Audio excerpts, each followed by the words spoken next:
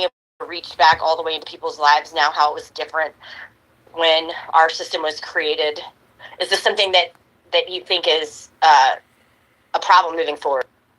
Yeah, I mean, one of the things that I think is a major issue, and we'll see if this 40 years or 30 years or 20 years has as much social change as the last.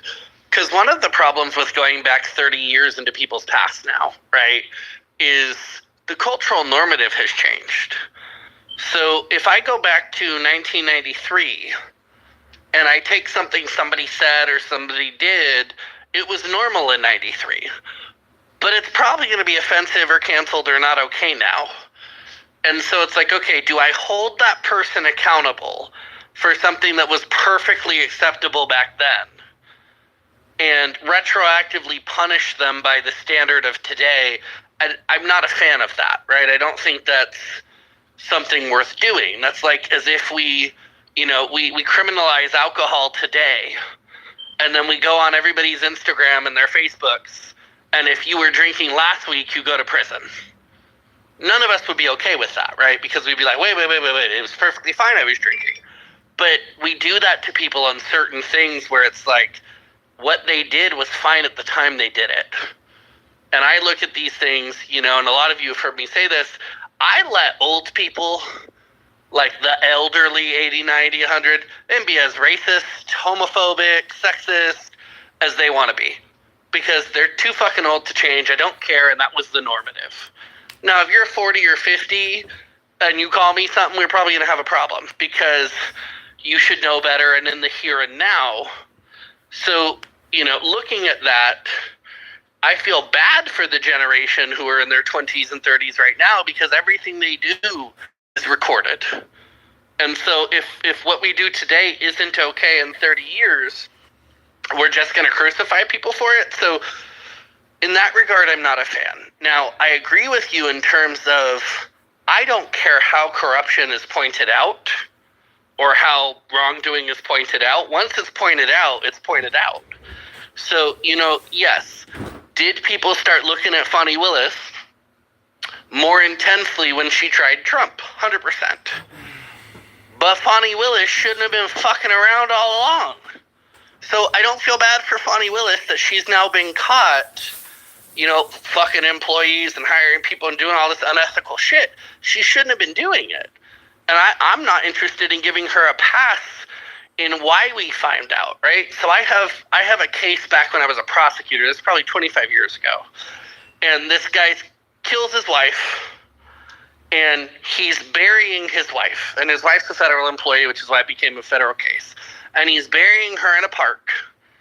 And he sees this pedophile molesting a girl in the park. And he intervenes. Right? Now, he gets caught having murdered his wife and disposing of the corpse because he intervened in the sexual assault of a child. I don't feel bad for the child raper that the lead witness is a murderer. Okay, cool. Like, it would be nice that the lead witness was a priest and two friends with a camcorder. Like, that'd be wonderful. But your witness isn't always going to be a priest and two nuns, right? There's the old saying, you don't find many nuns in whorehouses. Well, you don't, right? So, like, if I'm looking for a witness in a whorehouse, she's probably going to be a whore or somebody who's there for a whore. You don't find many people without fleas if they're laying with dogs that have fleas. So I don't give a fuck where the evidence comes from. I don't care who outs you for your shit. I don't care why they out you for your shit. Right? You shouldn't be doing it. And you should make choices. Now, in relation to running people out of public office, there are definitely situations where I have been offered opportunities throughout the years. And one of the things I've always had to weigh is, do I want my life dug into? Because that is what happens, right? If you become a public official, people go looking into your life.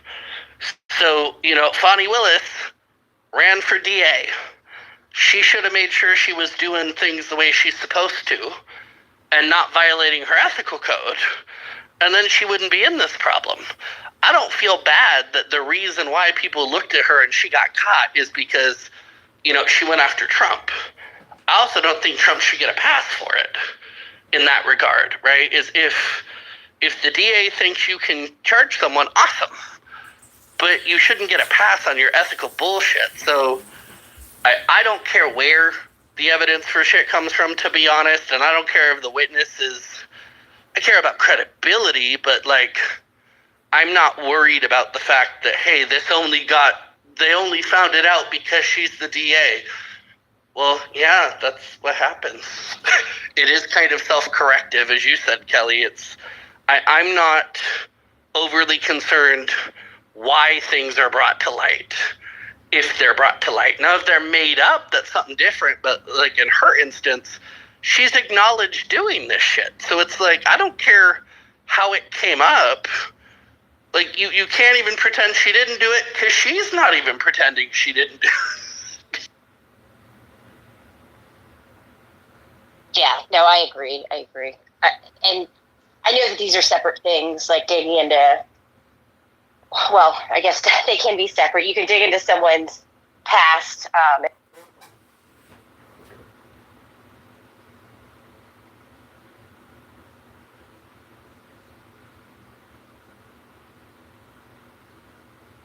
No, I could hear her.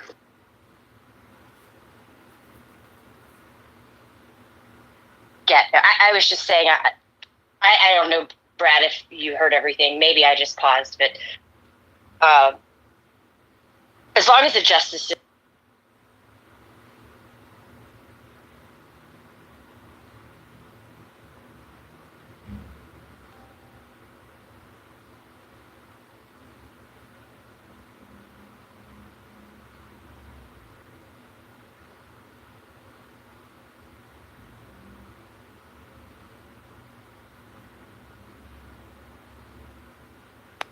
I mean, especially for someone, and I've said this to people inside of my field, right?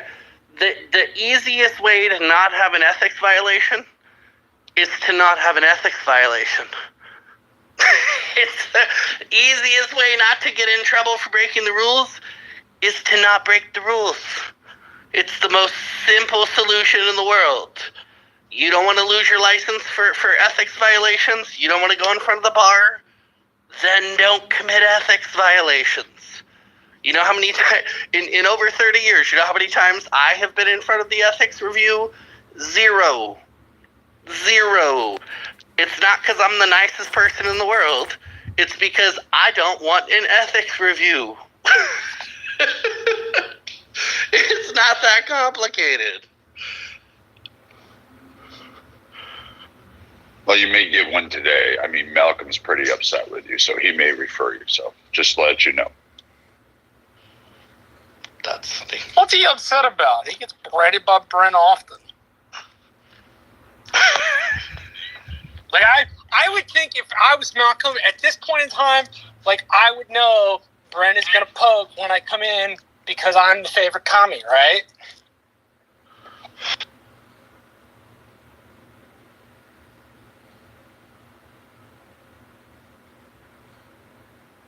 Yeah, so Jeremy in the chat wrote that keeping a low profile helps too. And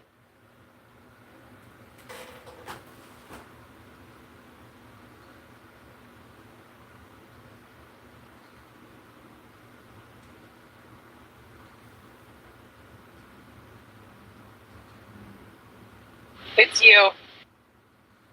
She's the only one this is happening to. All of you I can hear. She's the only one that cuts out completely. You men listening, selective.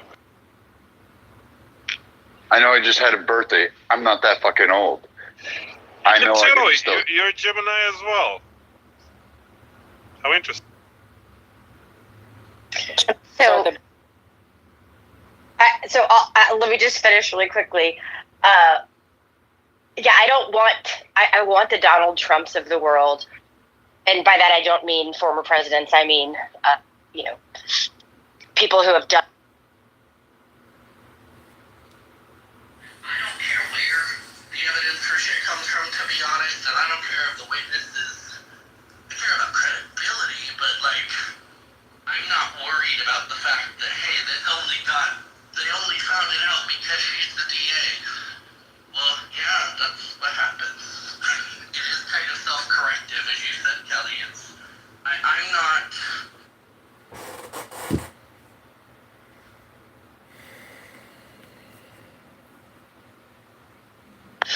Well, this sort of echoes a question I think I asked Bren like a couple of years, maybe a year ago or so.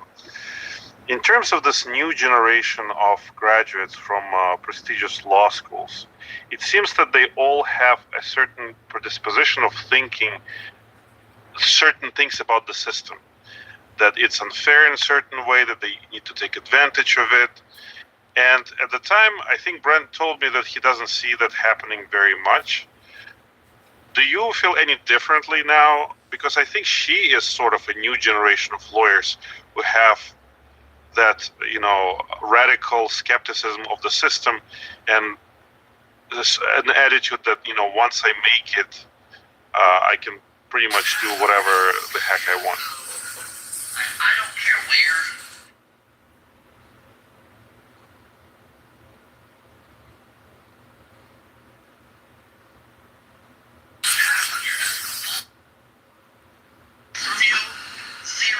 Oh, he's probably busy.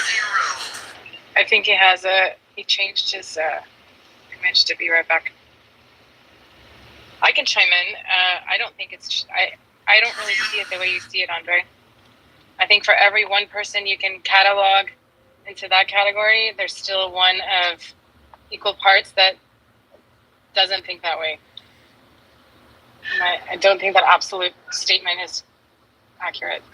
Well, I mean, it is not absolutely. I would say majority of them are. I don't even think it's And it is.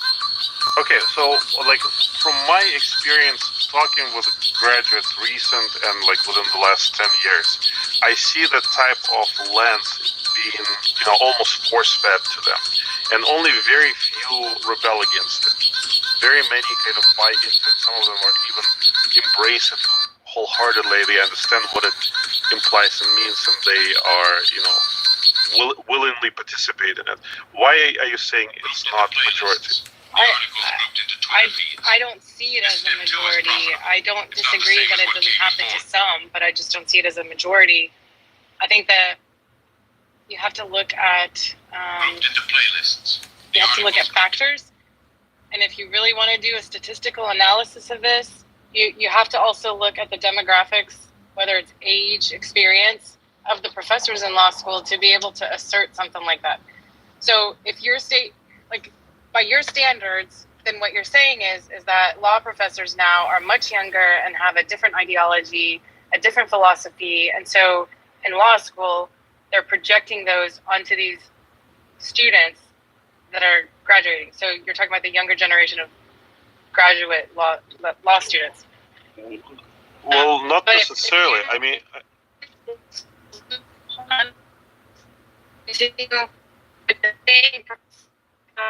generations, which in a lot of cases it's the same professors in those generations, it's very hard to find somebody to change the way that they think.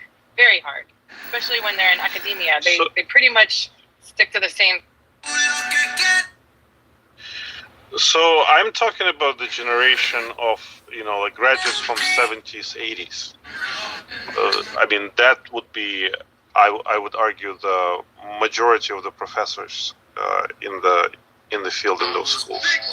And those people were on the forefront. They were spearheading that movement in legal studies and are teaching now. Now, I do not know this for certain. Once again, I know the general statistics about the political leaning of faculty in universities in the United States, and it became much more left-leaning, like almost overwhelmingly left-leaning.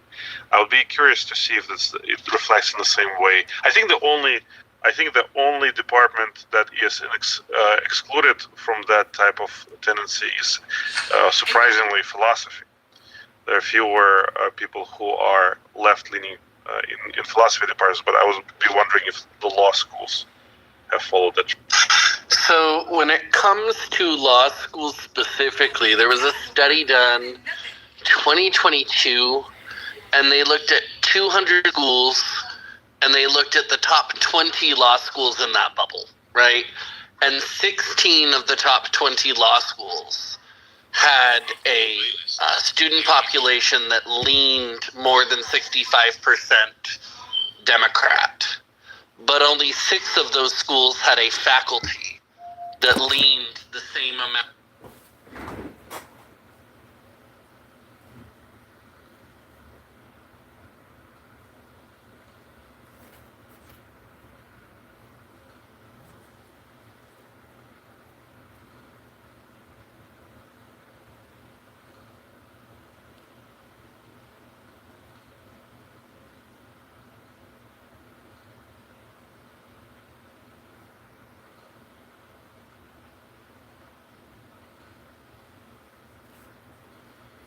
Okay, everybody, welcome to VCR. This is Venture Capital Art.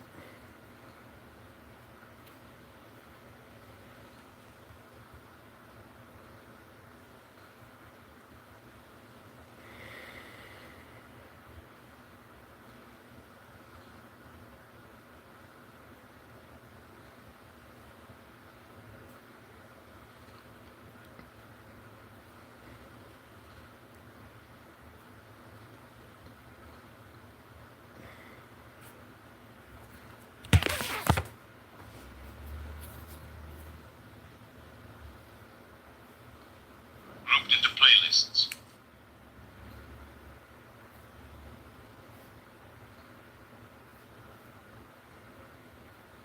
Welcome to McDonald's, what you order? Can I get an Oreo McFlurry? We're not serving ice cream right now. It's broken at the moment. Can I get you something? Ooh, I know you gon' say that. Let me go into my 7 check the bag. So you gotta calm down. Welcome to McDonald's.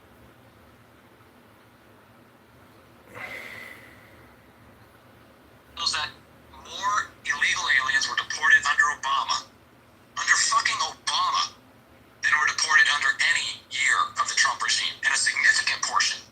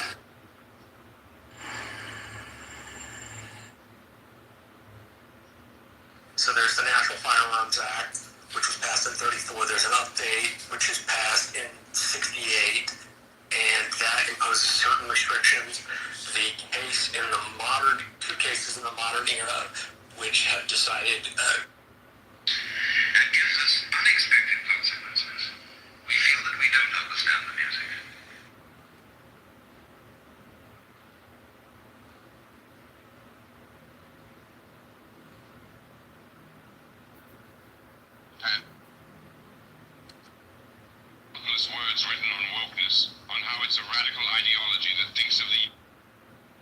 I'm going to show you a way to potentially make money by pairing Amazon with the power of AI with the sacred city of Shambhala. In every mythology and legendary religion of the world, there is one spot that is sacred above all others to the great ideal of that religion. To the Norsemen, it was Valhalla, the city of the slain, built of the spears of heroes, where feasting and warfare were the order of the day. Here, the heroes fought all day and reveled by night. Each day they killed the wild boar and feasted on it, and the next day it came to life again. In the Northland, they tell us that Valhalla was high up on the top of the mountains and connected to the earth below by Bifrost, the Rainbow Bridge. Up and down this bridge, the gods is stronger than I am not. What you feel you are always dominates what you feel you would like to be. Therefore, to be realized, the wish must be felt as a state that is, rather than a state that is not. Sensation precedes manifestation and is the foundation upon which all manifestation rests. Be careful of your moods and feelings, for there is an unbroken connection between your feelings and your visible world. Your body is an emotional filter and bears the unmistakable marks of your prevalent emotions. Emotional disturbances, especially suppressed emotions, are the causes of all disease. To feel intensely about a wrong without voicing or expressing that feeling is the beginning of disease, dis-ease, in both body and environment. Do not entertain the feeling of regret or failure for frustration or detachment from your objective results in disease. Think feelingly only of the state you desire to realize. Feeling the reality of the state sought and living and acting on that conviction is the way of all seeming miracles. All changes of expression are brought about through a change of feeling. A change of feeling is a change of destiny. All creation occurs in the domain of the subconscious. What you must acquire then is a reflective control of the operation of the subconscious. That is, control of your ideas and feelings. Chance or accident is not responsible for the things that happen to you, nor is predestined fate the author of your fortune or misfortune. Your subconscious impressions determine the conditions of your world. The subconscious is not selective. It is impersonal and no respecter of persons. The subconscious is not concerned with the truth or falsity of your feeling. It always accepts as true that which you feel to be true. Feeling is the assent of the subconscious to the truth of that which is declared to be true. Because of this quality of the subconscious, there is nothing impossible to man. Whatever the mind of man can conceive and feel as true, the subconscious can and must objectify. Your feelings create the pattern from which your world is fashioned, and a change of feeling is a change of pattern. The subconscious never fails to express that which has been impressed upon it. The moment it receives an impression, it begins to work out the ways of its expression. It accepts the feeling impressed upon it, your feeling, as a fact existing within itself, and immediately sets about to produce in the outer or objective world the exact likeness of that feeling. The subconscious never alters the accepted beliefs of man. It outpictures them to the last detail, whether or not they are beneficial. To impress the subconscious with the desirable state, you must assume the feeling that would be yours had you already realized your wish. In defining your objective, you must be concerned only with the objective itself. The manner of expression or the difficulties involved are not to be considered by you. To think feelingly on any state impresses it on the subconscious. Therefore, if you dwell on difficulties, barriers, or delay, the subconscious, by its very non-selective nature, accepts the feeling of difficulties and obstacles as your request and proceeds to produce them in your outer world. The subconscious is the womb of creation. It receives the idea unto itself through the feelings of man. It never changes the idea received, but always gives it form.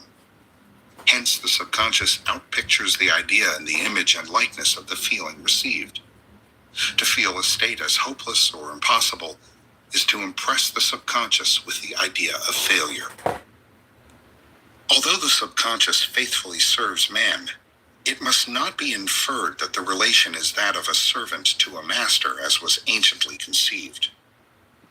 The ancient prophets called it the slave and servant of man.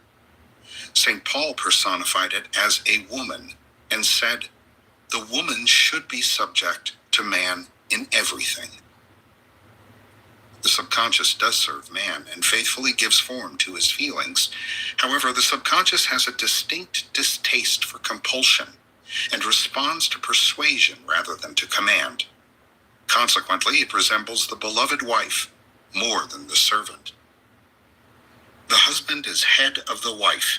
Ephesians chapter 5 may not be true of man and woman in their earthly relationship, but it is true of the conscious and the subconscious, or the male and female aspects of consciousness.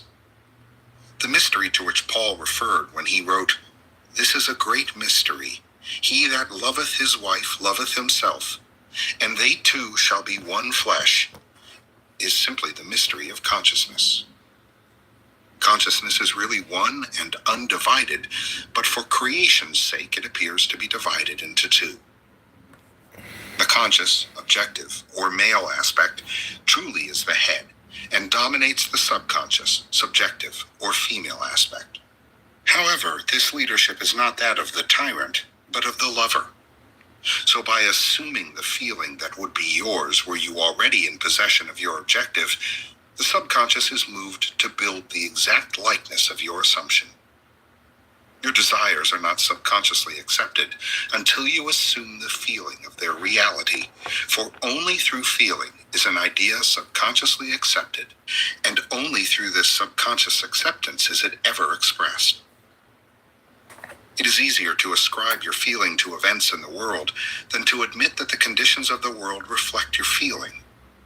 However, it is eternally true that the outside mirrors the inside. As within, so without. A man can receive nothing unless it is given him from heaven, and the kingdom of heaven is within you. Nothing comes from without. All things come from within, from the subconscious. It is impossible for you to see other than the contents of your consciousness. Your world in its every detail is your consciousness objectified. Objective states bear witness of subconscious impressions. A change of impression results in a change of expression. The subconscious accepts as true that which you feel as true, and because creation is the result of subconscious impressions, you, by your feeling, determine creation. You are already that which you want to be, and your refusal to believe this is the only reason you do not see it. To seek on the outside for that which you do not feel you are is to seek in vain, for we never find that which we want. We find only that which we are. In short, you express and have only that which you are conscious of being or possessing. To him that hath it is given. Denying the evidence of the senses and appropriating the feeling of the wish fulfilled is the way to the realization of your desire. Mastery of self-control of your thoughts and feelings is your highest achievement.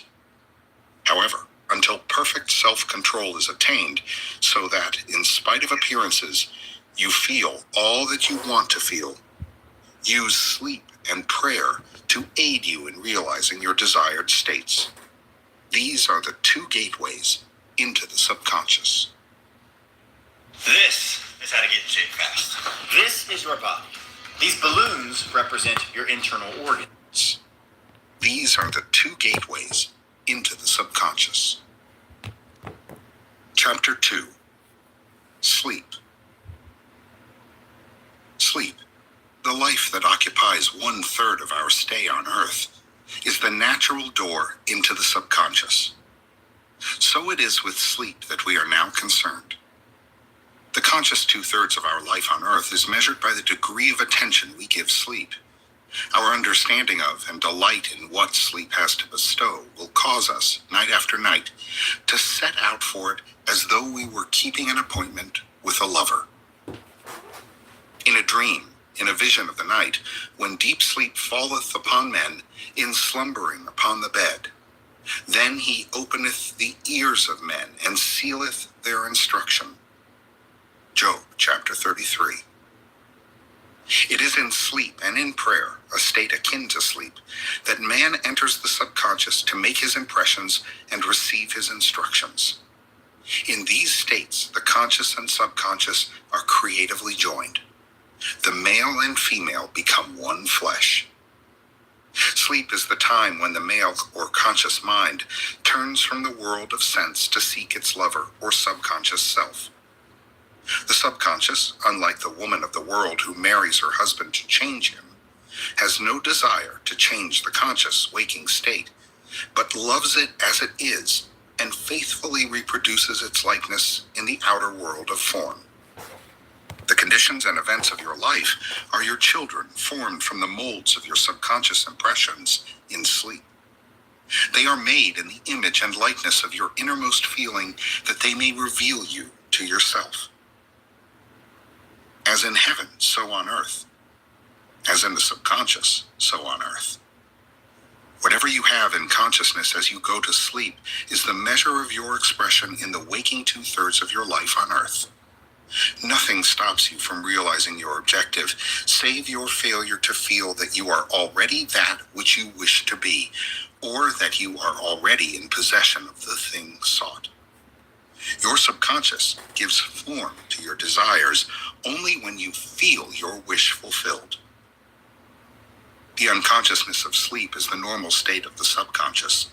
Because all things come from within yourself, and your conception of yourself determines that which comes, you should always feel the wish fulfilled before you drop off to sleep. You never draw out of the deep of yourself that which you want. You always draw that which you are, and you are that which you feel yourself to be, as well as that which you feel as true of others. To be realized, then, the wish must be resolved into the feeling of being or having or witnessing the state sought. This is accomplished by assuming the feeling of the wish fulfilled. The feeling which comes in response to the question, how would I feel were my wish realized, is the feeling which should monopolize and immobilize your attention as you relax into sleep. You must be in the consciousness of being or having that which you want to be or to have before you drop off to sleep. Once asleep, man has no freedom of choice. His entire slumber is dominated by his last waking concept of self. It follows, therefore, that he should always assume the feeling of accomplishment and satisfaction before he retires in sleep. Come before me with singing and thanksgiving. Enter into his gates with thanksgiving and into his courts with praise. Your mood prior to sleep defines your state of consciousness as you enter into the presence of your everlasting lover, the subconscious. She sees you exactly as you feel yourself to be. If, as you prepare for sleep, you assume and maintain the consciousness of success by feeling, I am successful, you must be successful. Lie flat on your back with your head on a level with your body. Feel as you would were you in possession of your wish, and quietly relax into unconsciousness. He that keepeth Israel shall neither slumber nor sleep. Nevertheless, he giveth his beloved sleep. The subconscious never sleeps. Sleep is the door through which the conscious waking mind passes to be creatively joined to the subconscious. Sleep conceals the creative act, while the objective world reveals it. In sleep, man impresses the subconscious with his conception of himself. What more beautiful description of this romance of the conscious and subconscious is there than that told in the Song of Solomon? By night on my bed I sought him whom my soul loveth. I found him whom my soul loveth. I held him, and I would not let him go, until I had brought him into my mother's house, and into the chamber of her that conceived me. Preparing to sleep, you feel yourself into the state of the answered wish, and then relax into unconsciousness. Your realized wish is he whom you seek. By night, on your bed, you seek the feeling of the wish fulfilled, that you may take it with you into the chamber of her that conceived you, into sleep, or the subconscious which gave you form, that this wish also may be given expression.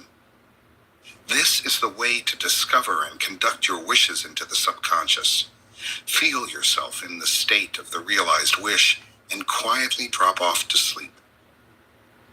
Night after night, you should assume the feeling of being, having, and witnessing that which you seek to be, possess, and see manifested.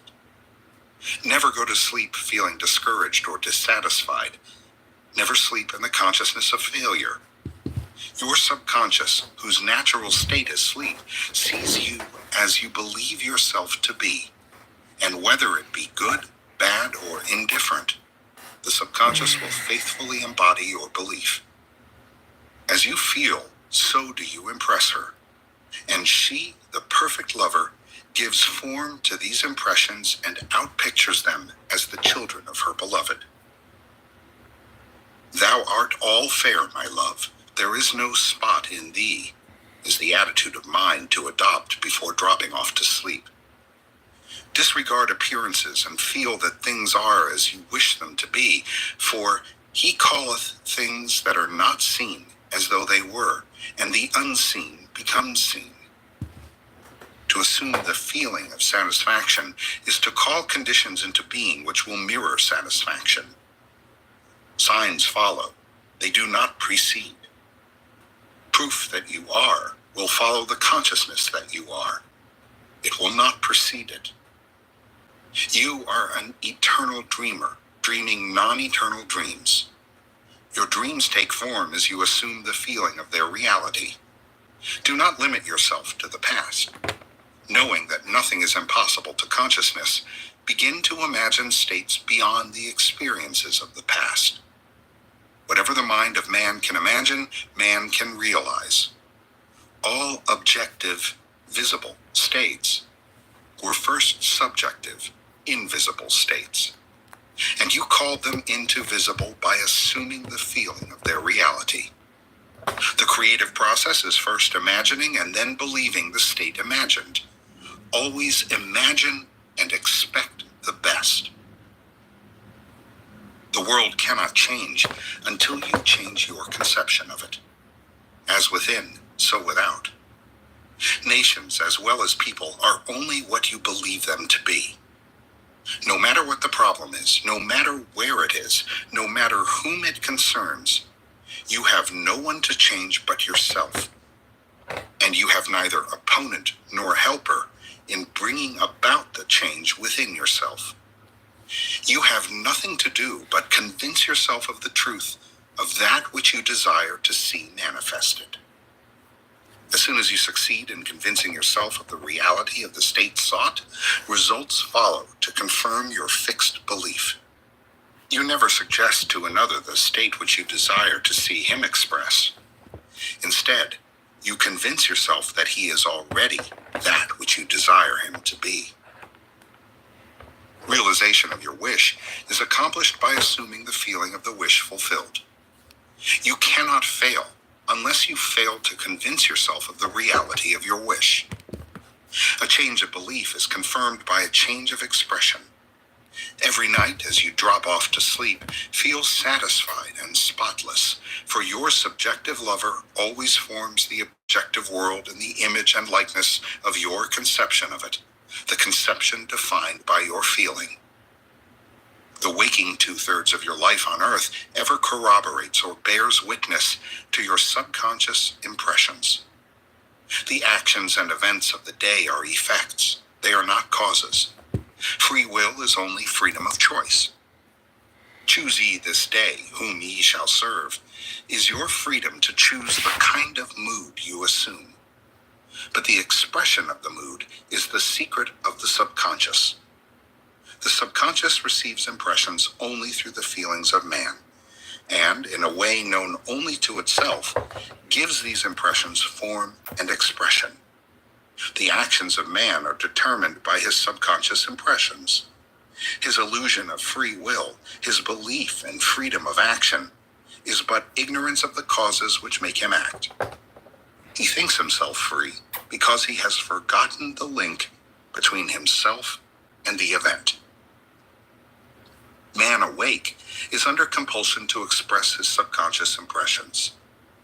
If in the past he unwisely impressed him because he has forgotten the link between himself and the event. Man awake is under compulsion to express his subconscious impressions. If in the past he unwisely impressed himself, then let him begin to change his thought and feeling, for only as he does so will he change his world. Do not waste one moment in regret, for to think feelingly of the mistakes of the past is to reinfect yourself.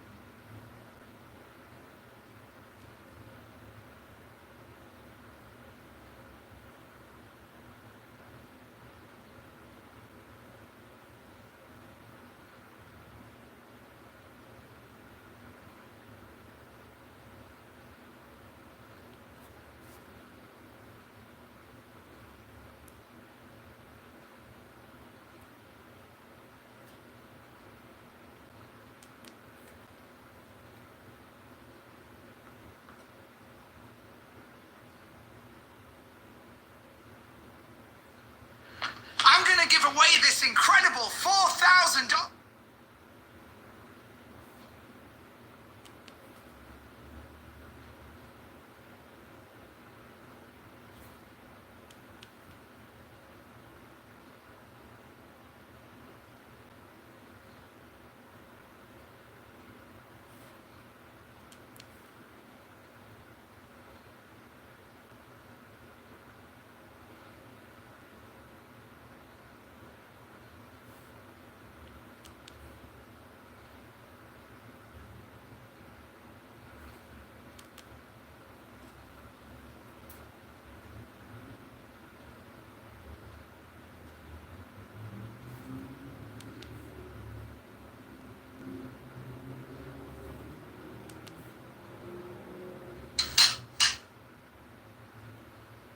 Giles. Red for optimal Tao in its transcendental aspect and in its physical manifestation. The Tao, which can be expressed in words, is not the eternal Tao. The name which can be uttered is not its eternal name.